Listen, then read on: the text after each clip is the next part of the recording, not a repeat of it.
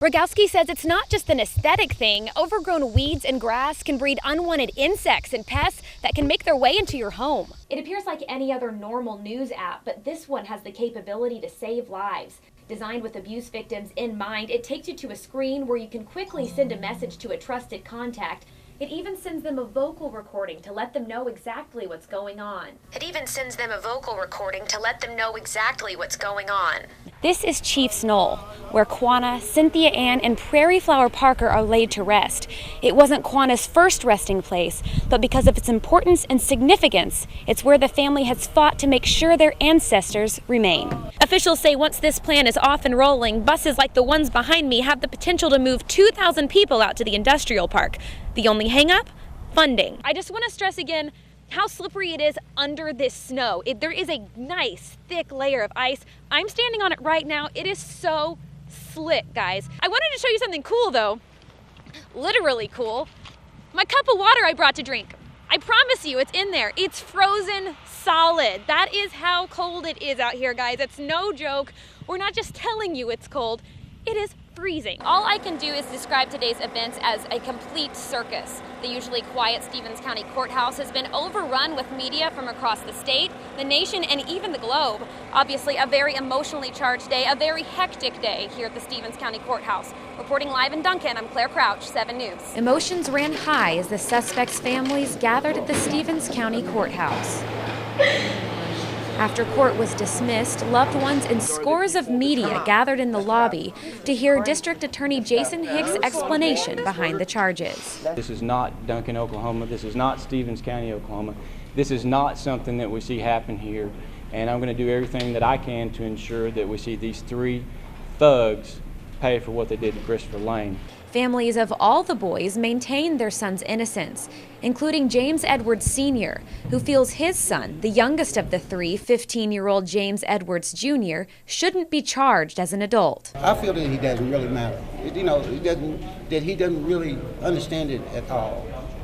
He really doesn't understand how serious it is. Hicks believes each suspect has been given the appropriate charge for their role in the crime, especially Edwards, who has displayed no remorse for his actions. Doing what we refer to as a little dance and turning circles and kind of laughing and carrying on as he was being processed into the Stevens County Jail on a murder 1 charge, which it was just a great big joke to him. But there was nothing funny about what happened at the courthouse.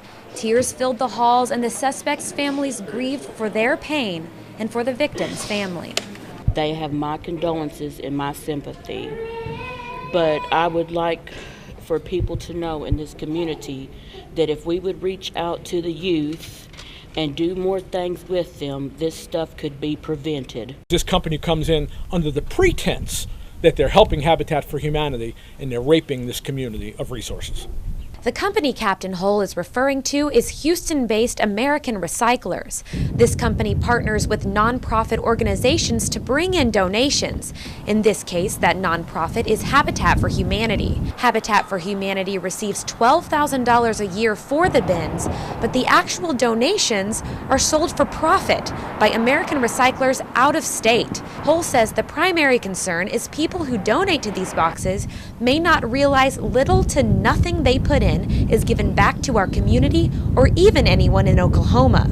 It's not clear as to the extent of the benefit to this community, and considering how many they've got around town, you would think it benefits the community a great deal. And last night, the Lawton City Council took a big step in correcting this issue by passing a new ordinance placing several new stipulations on donation boxes, like requiring them to more clearly display who and what they're collecting for. As of now, the bins do say they are a for-profit organization, but it's all the way down at the bottom and in small print, and the city says that's not enough.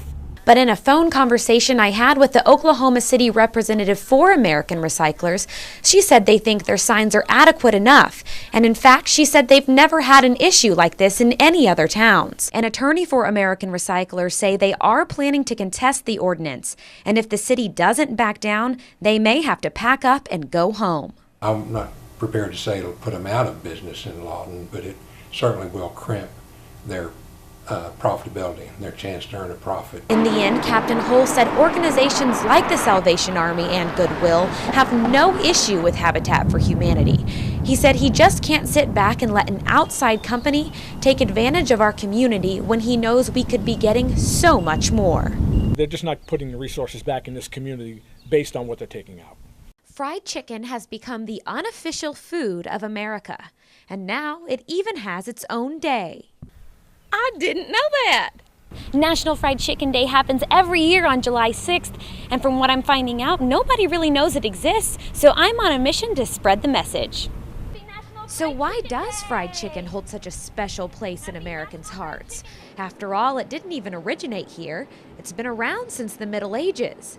But maybe it's because fried chicken isn't just a food, it's an experience.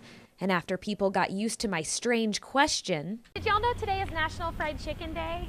they opened up to tell me what makes their fried chicken the best. Salt and pepper and batter. Mustard. Really? Mustard and then salt and pepper and then put it in flour. Powdered ginger and paprika. Each recipe is unique as a fried snowflake. Most of them passed down from a mom or grandma. And the tradition doesn't stop at the chicken. The sides are almost just as important. Coleslaw or rice? Always have to have mashed potatoes because the mashed potatoes are good and fluffy, and then you put the gravy on there. Oh, it's so good. These ladies had my mouth watering for my mama's fried chicken so bad I could hardly stand it, but I soldiered on, spreading the word near and far and meeting only one person who would pass on the fried delicacy. I don't like fried chicken. You don't like, why don't you like fried chicken? It's too greasy.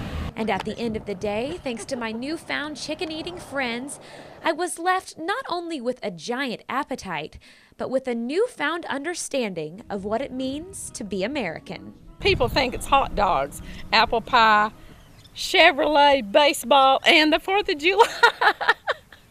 But it's fried chicken. It's perfect. And now that I've done my part by spreading the message, I get to enjoy the fruits of my labor. Until next year, happy National Fried Chicken Day.